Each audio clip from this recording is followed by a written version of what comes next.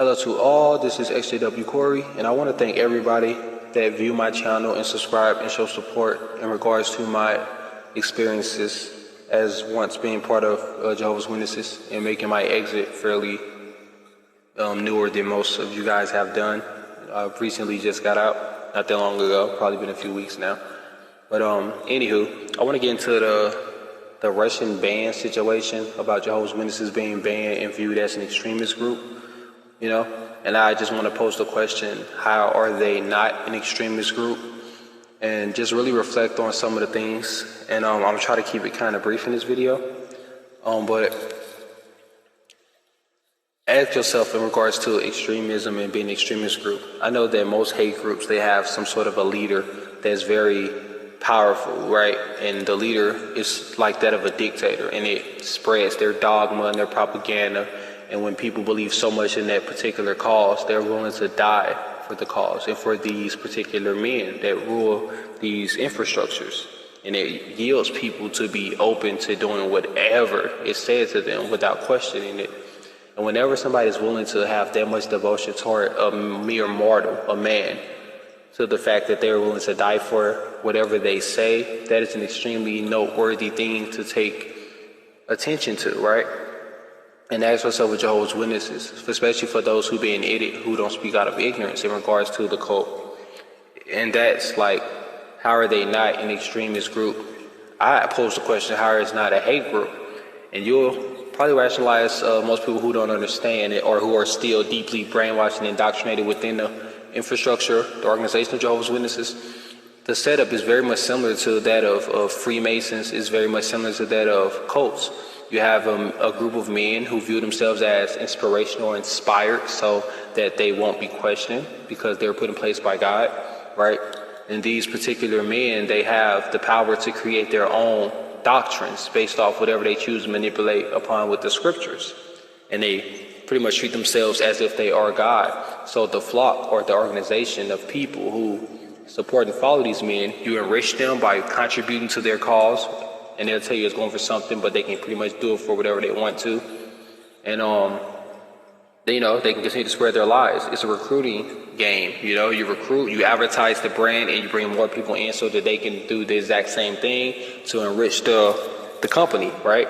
And you have to put in time, hours, place the literature, everything to keep this business going, to keep this business thriving, And, it's just, I don't see how people don't see it as an extremist group. If the governing body, which is the leaders, the group of men that are inspired and put in place by God as the only salvation to mankind, pretty much becoming a mediator of Jesus, that you have to only go through the organization to be saved, right? Which is not the case. Jehovah was saving people way before the organization came along, right? But in a mind of witness, that's how they rationalize things. And, but back on up, like I said, the main point at hand, how is the Russia ban a form of proving that they're true? Like they always try to flip the narrative, which they love, the governing body love doing this. Pretty much if anything happens in opposition to Jehovah's Witnesses, they'll just say, see, this means we're the truth. We're being persecuted. Satan is after us. He's coming for us. So we must have the truth. Why else would we be having so much persecution? But then you have to reflect on all religions all throughout history. They faced similar things or worse things. They was, pretty much being banned. They was being burned alive. They was being tortured. What about the church bombings due to racism that was happening? Does that make them any truer than what you are? So yeah, bad things happen. But if it happens to any other religion, they'll just say, oh, this time I've never seen occurrence. Satan do rule the world. They don't make them true though. But then when it happens to Jehovah's Witnesses, see, they're coming at us. This means we're the truth. Satan's after us. So, see, this is time to rejoice. The end is coming. The end is near. They're coming at us. See, Satan is launching the attack against the organization. But the truth is, it's just a simple reaping that of what you sow. Karma, we like to call it too, right? If you do bad, more likely bad will come back to you. And it's just the overall principle that dominates the universe, right? If I go out there and I break the law, I go to jail because I broke the law. Is that, oh, I'm being persecuted because the devil's after me, right? And yeah, so that means I am the truth because I went out there and I've done bad things, and now since I'm paying for them, oh, I'm being persecuted. Of course you're going to face persecution when you do things that are pretty much questionable. And just the things that I say that label Jehovah's Witnesses as an extremist group, to me, and a lot of XJWs, so I'm sure can agree and relate.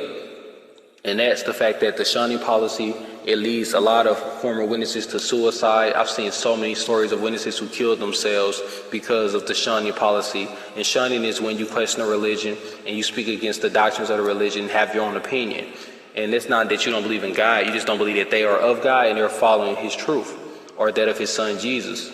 So rather than them just agreeing to disagree and this and that, they just see you as an apostate and you're spreading satanic things and you're speaking so much lies and the devil has got you. So they have to cut you out and put you out. They misinterpret various scriptures to try to support the policy, but don't really go into the entirety of the Bible's message to be loving, to be forgiving, to be caring, to extend the loving hand and turn the other cheek even to that of enemies. But rather they take vengeance into their own hands and then they render the punishment according to sins because they have become that of God. So they can take your entire family away from you when they shun you, meaning that your family, your friends, your loved ones, anybody that's still part of the religion that is active, they're not allowed to talk to you. And that's the rule that's put in place. So imagine what that does to somebody psychologically, mentally. Does that make you want to come back out of love or on a compulsion because you just don't want to lose your family? So they prove invalid to the scriptures, and a lot of things contradict the things that they stand for. So how's it not extremist when you have a group of men who can pretty much direct the mind process, direct the thought process, lead the mind to do whatever that these men say do? You know, if they be like, hey, shun this person till they die. Witnesses do it. If they be like, hey, in this surgery, the liaison committee, we agree that you shouldn't get the blood. Then you die from a bloodless surgery. Well, at least they're in paradise now is what they'll say. Well, at least they're going to be in heaven now. They're part of the anointed. So they downplay things when they make mistakes. They whitewash a lot of the things that they exposed in by putting out some article and trying to do damage control a lot, like with the child sex abuse article and how they really mishandled that, covered up a lot of things that was taking place, actually pursue to persecute the victims rather than the ones that was being accused because they were still active witnesses in the supposed good standing. So it's a lot of things that they do that are very questionable. And witnesses would do anything to appease these men, and they pretty much treat these men like they are God himself. I promise you that. They worship these men. They only view the material from these men. They only read the magazines from these men. So everything about their lives is pretty much governed to them by whatever these men say. So how's it not extremism when what if these men say something that's completely out of line, that is more so directly physical or evil? You tell me a witness will rationalize what the Bible says because they can't do that. They'll just do it. They do whatever these men say. If they say, shun your mama till she die, don't talk to her, treat her like she's just a non-existent person. If she speak, you hang up the phone. If she come to your house, slam that door, treat her like she dead. And people be like, happy to do it. And if you speak against them, read some of the comments that are from Jehovah's Witnesses. For starters, they shouldn't even view supposed apostate material, but they come in these videos and they spew the most hatred I ever seen in my life. One of my videos, a video that I commented on, this witness came at me relentless. Like, that's what you get. You should be shunned. You know what I'm saying? That's the punishment that you're going to get, and you will have no reward. That's your reward. And how dare you? You speak so much deception about the organization. You're just a liar. Like, they attack you. They come at you. They persecute you simply for stating your account of what took place, right?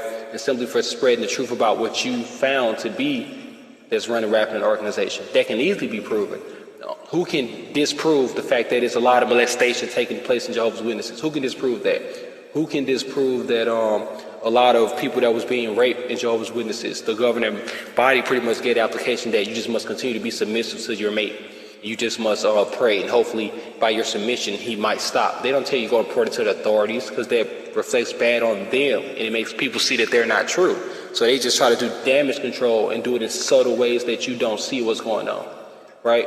And that's how they deal with kids and people that's being molested. And they go to these elders and, it's too written rules. Nobody really seen it. We can't really do too much about it. We might take a few privileges from them, but that's it. Just Jehovah handle it, right? Jehovah has it in his hands, And like the things they teach, the things that they do, like I said, it's just so much that's wrong with it. And it's led a lot of people to suicide. It led one mom to do a mass murder of her entire family because they shunned her. And it damaged her so badly she felt like, hey, if I can't have them, I'm just going to kill everybody. Like, this is what you do to people. You make them crazy. You make them depressed. You make them suicidal. You make them hate God. You cause them to become atheists. You do so much badly, and then you say that you're not an extremist group, right? I just don't understand the mind frame. Just something to think about, y'all. I'll do another video real soon.